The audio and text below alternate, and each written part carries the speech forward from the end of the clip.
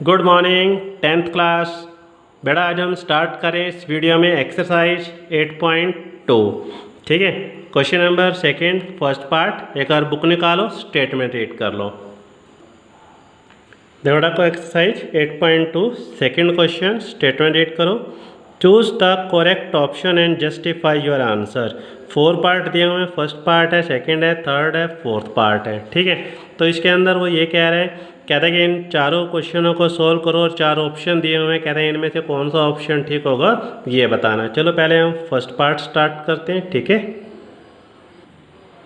First part of second question. पहले आप table निकालो, टेबल में से देख देख के आप इसको क्वेश्चन को सॉल्व करें। देखो टेबल मैंने आपको पिछली वीडियो में बनाना सिखाया था, कैसे बनाते हैं। ठीक है, देखो चलो इसमें से देख देख के आप सॉल्व करो। तो solution of this question is, देखो सबसे पहले क्या लिखा है यहाँ पर ऊपर 2। ठीक है, पहले तो यहाँ पर 2 लिख दें। फिर इसके बाद क्या लिखा है, टेंजेंट 30। टेंजेंट 30 की वैल्यू टेबल में देखें, टेंजेंट ये रहा, 30 ये रहा, कितना बन गया 1/√3। तो tan 30 की जगह 1/√3 लिख दो।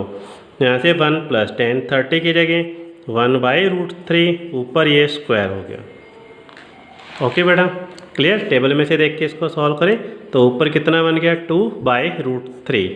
यहाँ से 1 स्क्वायर, 1 स्क्वायर से रूट कैंसिल हो गया। तो यहाँ से हमारे पास क्या बन गया 2/√3 टेकिंग 3 एलसीएम। तो अगर 3 एलसीएम लोगे तो यहाँ पे 3 1 जा 3 और ये 1 हो जाएगा। तो यहाँ पर कितना बन गया 2/√3, ये पलट जाएगा 3/4। तो यहाँ से 2 2 जा 4 हो गया। ठीक है, ऊपर वाला इस 3 को ऐसे लिख सकते हो, √3 × √3। √3 को √3 से मल्टीप्लाई करोगे तो 3 आ जाता है, और ये √3 और ये 2। ओके, √3 कैंसिल हो गया, कितना बन गया √3/2। अब हमारे पास 4 ऑप्शन दिए हैं, कह रहे हैं इन चारों में से कौन सा ऑप्शन ठीक होगा ये बता दो। तो सबसे पहले हमारे पास क्या लिखा है, ऑप्शन ए के अंदर देखो sin 60 डिग्री। sin 60 टेबल के अंदर देखो, ये रहा sin, ये 60, तो √3/2। ओके, तो यहाँ से cos 60 की वैल्यू देखो कितनी आ रही है 1/2। ठीक है, ये बी ऑप्शन। टेंजेंट 60 की वैल्यू कितनी है हमारे पास √3, और sin 30 की वैल्यू कितनी है हमारे पास 1/2। ओके, तो हमारे पास यहाँ पर सॉल्व करने से कितना आया √3/2। अब √3/2 कौन से ऑप्शन में आ रहा है, ए। तो हमारा आंसर क्या हो जाएगा option A. This is your answer, this question is complete. Okay बेटा, चलो नेक्स्ट क्वेश्चन करते। देखो बेटा second part of second question is, यहाँ से 1 माइनस क्या लिखा है tan 45। टेबल में देखो tan 45 की वैल्यू 1, ऊपर ये स्क्वायर 1 + tan 45 इज 1 स्क्वायर। तो 1 का स्क्वायर कितना हो गया 1 - 1।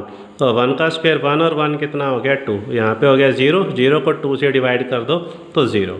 ठीक है, 0 देखो इसके अंदर कौन सा ऑप्शन आ रहा है, इसके अंदर डी वाला। ठीक है, तो यहाँ पर आंसर आपका क्या आ जाएगा ऑप्शन डी। क्लियर है, चलो और कुछ पार्ट थर्ड करते हैं इसका। ठीक है, यहाँ पर क्या लिखा है देखो हमारे पास sin 2a = sin a। कहता है इज ट्रू, कहता है कि sin 2a 2 sin a के इक्वल है, इज ट्रू। तो कहता है अगर ये ट्रू है तो व्हेन a की वैल्यू कितनी होगी ये हमने बतानी है। अगर ये दोनों ट्रू हैं तो कहता है a की वैल्यू क्या होगी ये बतानी है। तो 4 ऑप्शन गिवन है हमारे पास, कहता है कि 0।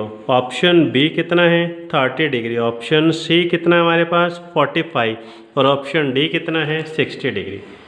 ठीक है, तो अब यहाँ पर हम क्या करें कि सबसे पहले आप ए वाली वैल्यू, कहता है कि ये और ये दोनों ट्रू हैं, ये गिवन है sin 2a = sin a। कहता है कि ये दोनों ट्रू हैं, तो कहते हैं 4 ऑप्शन है ए बी सी डी, चारों में से कौन सा ऑप्शन ठीक है ये बताना है। तो आप क्या करें, सबसे पहले ए की वैल्यू निकालनी है ना, तो आप क्या करें, चारों में से कोई एक ए है तो इनमें से कोई एक पहले वाला ट्राई करके देखो। ठीक है, ए की जगह यहाँ पे 0 पुट करके देखो। ठीक है, यहाँ पर ए की जगह 0 लिखो, तो यहाँ पे sin 2 0 हो जाएगा, यहाँ पर 2 sin, यहाँ पे 0। तो यहाँ पर ये क्या बन जाएगा sin 0, यहाँ से 2 sin 0। sin 0 की वैल्यू कितनी होती है 0, यहाँ पे 2 sin 0 कितना हो गया 0। 2 को 0 से मल्टीप्लाई 0, देखो ट्रू हो गया ना, तो इसका मतलब a की वैल्यू कितनी हो जाएगी 0। तो बाकी पार्ट आपको करके देखने की ज़रूरत नहीं। अगर आप यहाँ पर a की जगह 30 लिखोगे तो ये दोनों आंसर सेम नहीं आएंगे। देखो जैसे यहाँ सेम आ गए थे ना, अगर a की जगह यहाँ 30 लिखोगे तो सेम नहीं आएगा। यहाँ पे 45 लिखोगे तो दोनों ट्रू नहीं होंगे। अगर आप 60 लिखोगे तो भी वो ट्रू नहीं होगा। ओके, तो पहले हम ये वाला वैल्यू पुट करके देखो कि ये ट्रू आता है या नहीं आता, फिर ये वैल्यू रख के देखो कि ट्रू आता है। तो पहले बार ये ट्रू हो गया तो आगे करने आपको जरूरत नहीं है। तो इसका ऑप्शन कौन सा आ जाएगा, ए। क्लियर। चलो नेक्स्ट पार्ट करते हैं इसका। फोर्थ पार्ट इसका सेम है, वो अपने आप कर लेना, ठीक है। देखो बेटा इसका फोर्थ पार्ट और फर्स्ट पार्ट, जैसे मैंने फर्स्ट पार्ट कराया ऐसे इसका फोर्थ पार्ट है, दोनों सेम है, ये ट्राई कर लेना, ठीक है। क्वेश्चन नंबर 3 पर आ जाओ। This is the most important question for board exam, ठीक है। If tangent a plus B is equal है √3 के, टेंजेंट a माइनस बी 1/√3 के, ये गिवन है, ये भी गिवन है। कहते हैं a और b को अगर हम प्लस कर दें तो उसका आंसर 0 और 90 के बीच में होना चाहिए। a की वैल्यू b से ग्रेटर है। कहते हैं a और b की वैल्यू फाइंड करके दिखा दो। इसमें a और b निकालना है, ये गिवन है, ये गिवन है। a और b का टोटल 0 90 के बीच में, a b से ग्रेटर है, a और b की वैल्यू फाइंड करके दिखाने। चलो बोर्ड पे करते हैं इसको। देखो बेटा सॉल्यूशन ऑफ दिस क्वेश्चन, ये लेफ्ट साइड तो एज इट इज लिखें, टेंजेंट a प्लस b। यहाँ पर देखो क्या लिखा हुआ है हमारे पास √3। तो अब ये देखो कि टेंजेंट वाली, यहाँ पे टेंजेंट है ना, तो यहाँ पर देखो कि टेंजेंट वाली लाइन में जाओ और √3 देखो कहाँ लिखा है। ये टेंजेंट वाली लाइन है, इसमें √3 देखो कहाँ पर लिखा हुआ है, ये रहा। और इसकी सीधे में क्या लिखा हुआ है 60। तो इसमें √3 की जगह हम ये लिख सकते हैं, देखो टेंजेंट 60 डिग्री, ठीक है ना। तो इस टेंजेंट से ये टेंजेंट कैंसिल, पर शर्त है कि इससे पहले और इससे पहले कुछ लिखा हुआ नहीं होना चाहिए, तब ये कैंसिल हो जाएगा, नहीं तो नहीं। तो a प्लस बी किसके इक्वल हो जाएगा 60 डिग्री। ऐसे ही दूसरी तरफ आ जाए, ये लिखा हुआ है यहाँ पे टेंजेंट a माइनस बी, यहाँ क्या लिखा है 1/√3। अब ये टेंजेंट लिखा है, टेंजेंट वाली लाइन में देखो 1/√3 कहाँ लिखा है, ठीक है। ये देखो टेंजेंट वाली लाइन 1/√3 कहाँ पर है 30 पर। ओके अच्छा देखो बेटा, अगर यहाँ पे साइन लिखा हुआ है तो साइन की टेबल में देखना है, कोस लिखा है तो कोस की टेबल में, टेंजेंट लिखा है तो टेंजेंट की टेबल में ध्यान रखें, ठीक है। 10 से 10 कैंसिल हो गया, a माइनस बी इज 30। इन दोनों इक्वेशंस को आपस में सॉल्व कर लो। तो a किसके इक्वल हो जाएगा 60 minus B. Put the value of a in this equation. तो 60 minus B is equal 30। 60 minus B minus 2b 30, 2b इधर ले आओ, इसको इधर, 60 में से 30 क्या 30, तो यहाँ से माइनस 2b, माइनस वाला इधर आएगा तो प्लस हो जाएगा। 2 से इसको डिवाइड कर दो 15, तो b की वैल्यू कितनी आ गई 15। इस b की वैल्यू यहाँ पे रख दो, तो a किसके इक्वल हो गया 60 माइनस 15, तो a की वैल्यू कितनी बन जाएगी 45 degree. This is your answer. आप अपना आंसर भी चेक कर सकते हैं। उसने क्या कहा था कि अगर मैं a और b को प्लस कर दूं तो 0 और 90 के बीच में होना चाहिए। आप इन दोनों को प्लस करो, 45 और 15 कितना हो गया 60, 0 और 90 के बीच में है। एक और तरीके से चेक कर सकते हैं, कहते हैं a b से बड़ा होना चाहिए, a b से ग्रेटर ही है। क्लियर है बेटा। चलो ऐसा ही एक एग्जाम्पल है हमारे पास लास्ट वाला बुक में, निकालो बेटा वो। देखो बेटा सेम एग्जाम्पल नंबर 8 है। देखो if sine a minus B 1/2 cos a plus B 1/2, ये गिवन है, ये गिवन है।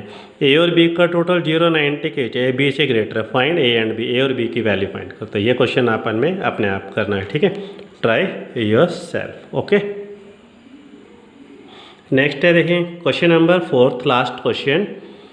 State whether the following are true और फॉल्स। कहता है ये बताना है कि इसके अंदर जो ये स्टेटमेंट लिखे हैं ये ट्रू है या फॉल्स, सिर्फ इतना बताना है। जस्टिफाई योर आंसर, अपने आंसर को जस्टिफाई करें।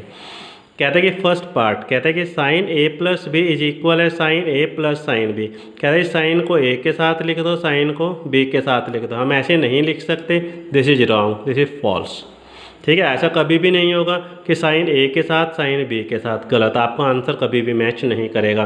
तो अगर यहाँ पे कोस होता तो भी इसके साथ नहीं लिख सकते, ना टेंजेंट ना कोसेकेंट, किसी के साथ भी ऐसे नहीं कर सकते। ओके नेक्स्ट सेकंड पार्ट है, the value of sine theta increase S theta increase.